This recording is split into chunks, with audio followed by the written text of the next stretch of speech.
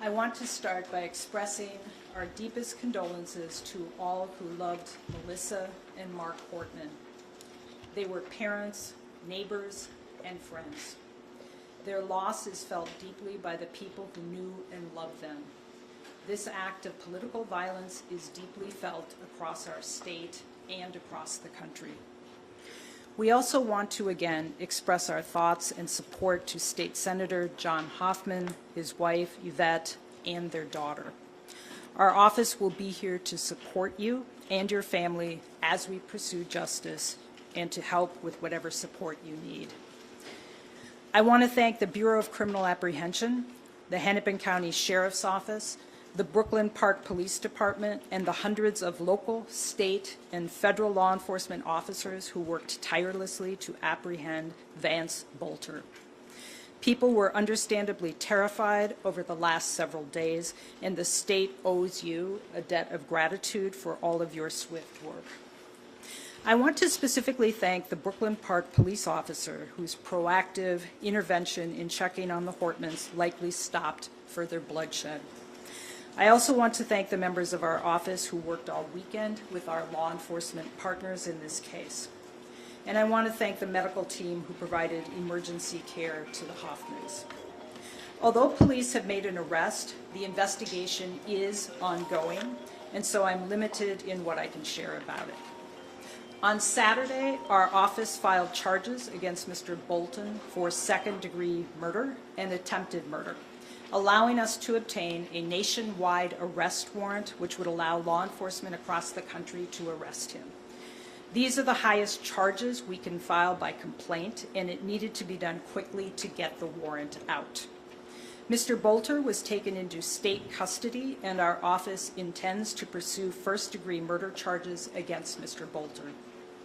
We are at early stages. We will be reviewing all of the evidence from law enforcement as it comes in and working with our law enforcement partners to develop the case.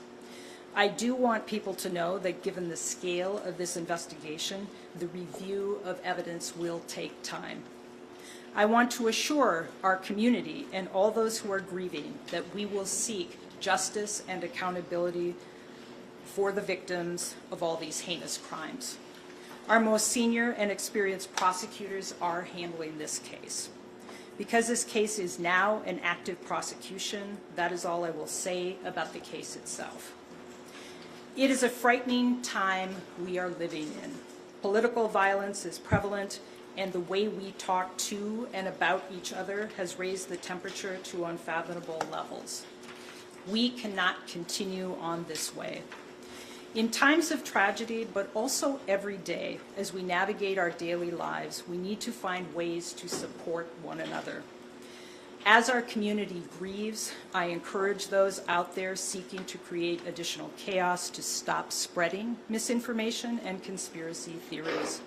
Our law enforcement partners are building a case using facts and evidence to ensure Vance Boelter is held accountable.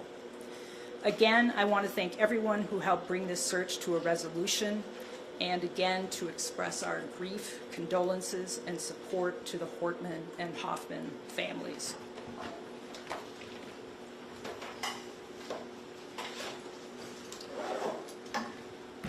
Good morning.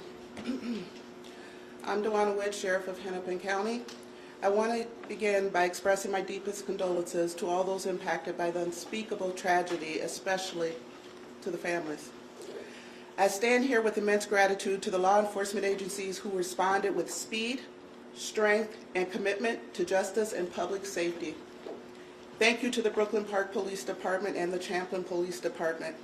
Hennepin County is proud to have your team serve in our community as we grieve with you. Thank you to all the local, state, and federal agencies. Hundreds of first responders came together to bring justice to an unthinkable act of violence. Our mission was clear: protect the public, prevent further harm, and hold the perpetrator accountable. We all shared a singular goal: justice rooted in public safety. Vance Boelter inflicted unimaginable harm to our community Saturday morning, and he did it while impersonating the very people who are trusted to protect and serve. These violent acts strike at the heart of our democracy and the safety of those who serve the public with dedication and courage. Our hearts go out to Speaker Melissa Hortman and her husband Mark, their families, and their loved ones. We are also grateful Senator Hoffman and his wife Yvette are expected to recover, and we will be here to support them during their long journey of healing and grief. Today, the manhunt is over, but the investigation continues, and more importantly, the process to healing begins.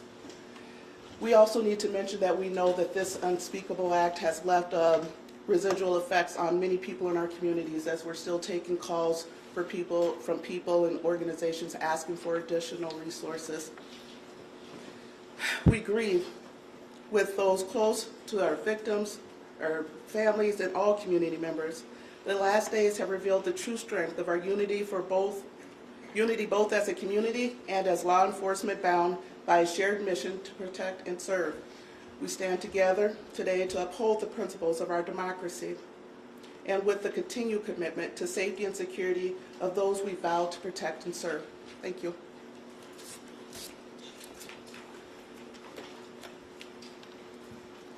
We also have Drew Evans from the BCA, Chief Mark Bruley from Brooklyn Park will stand for questions.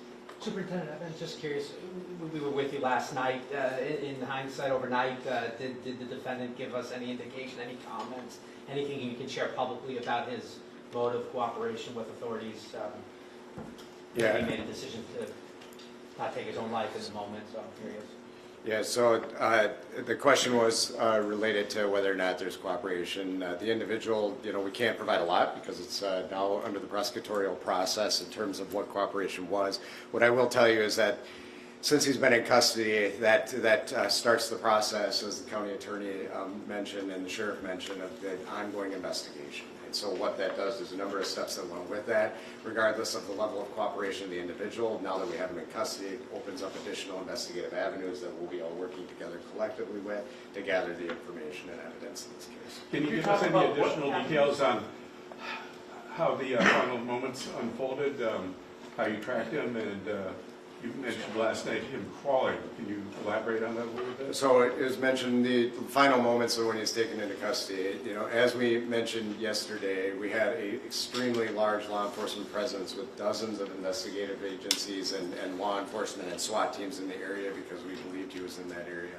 We received information to begin with, the vehicle that was recovered that first led us to the Sibley County area, and that's what's concentrated our search in that area.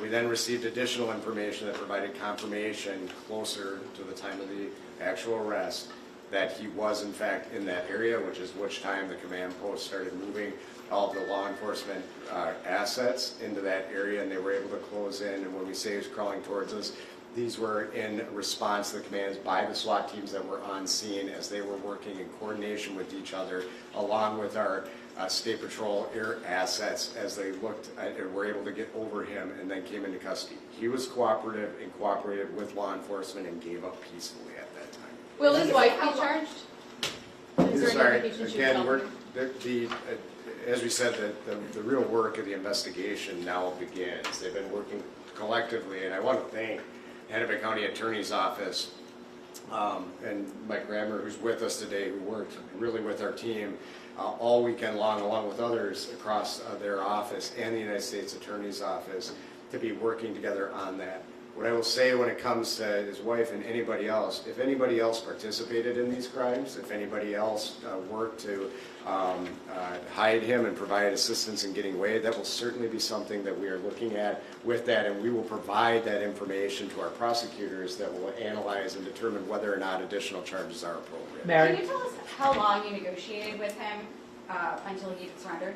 Yeah, so it was, I don't have the specifics. The question is, how long did we negotiate with him? It was a relatively short period of time because they were moving in and he was cooperative. So it wasn't a prolonged negotiation with him. It was more that they converged on him. And because of the extremely good coordination of what they're doing, I believe he's certainly in a position where he just had to give up because he knew he was surrounded by who's there. And Mary, I had a question. I know we're going to hear shortly from federal prosecutors. Yeah, so if I could just say, I think, as Drew said, we've shifted into prosecution right now. And so I understand why it was important to get information out there to the public, because there was a person who was suspected of these murders. Right now, what we're trying to, everybody up here is trying to do is to protect the integrity of the investigation. And so I know there's a tension. I know people want information, and right now we're really trying to focus on the investigation so that we don't have all kinds of information out there, so that as law enforcement gathers that information, if we need to present it in court, there's integrity there. So I know you all have questions, but that's the reason we're really focusing on not sharing some information. Yes, Paul? And I have a legal question about, Of we're going course. to hear shortly from Yes. federal prosecutors. I heard Yes. some attorneys pontificating on the morning news, and if the feds take this, it could be a death penalty case. I don't know the specifics there. But what are we going to hear today from across the street? And do you want this case in your jurisdiction in Hennepin County? So I know that the feds are going to make an announcement, and so they can speak for themselves. What I can assure our community is that we have filed charges. As you know, we intend to seek first-degree murder charges here. The penalty for that would be life without parole. So we intend to go forward on this case because we are accountable to protect our community and hold people who commit crimes in this county accountable. Is the prosecution being coordinated between two offices? Well, so as Drew said, there was plenty of coordination on finding him, and all law enforcement, the sheriff, Brooklyn Park, BCA, FBI, coordinated together to locate him. We certainly have been in conversation with the U.S. Attorney, and as I said, I think they're probably best able to answer questions. Is he doing a first appearance here, or is it going to be in federal court in St. Paul? Well, what would happen typically is that he would make an appearance, a first appearance in state court here at 1:30. We have been told that the feds were going to pick him up at 10, and then the feds can answer other questions about that. Thank you so But much. he must do. Is he making an appearance here today or not? Thank you.